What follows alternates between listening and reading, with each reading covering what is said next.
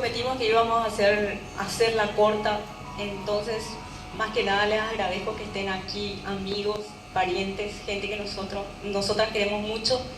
Y en realidad fue un placer increíble poder escribir con amigos como Alejandro Maciel, que es nuestro hermano, un ser muy querido para nosotros, que dicho sea de paso, a él le conocimos como en el 2002 en Chololo, era una reunión de escritores y cuando nos distribuimos los cuartos, por supuesto yo me quedé con mi hermana, él se quedó, nos perdimos un poco, pero era en Chololo, ahí estaba el arroyo, y me acuerdo que con Amanda, como siempre, nosotros le tenemos luego para comenzar miedo a la oscuridad, ¿verdad? No necesitamos luego ingeniarnos demasiado para hacer cuentos de terror, pero le tenemos miedo a todo.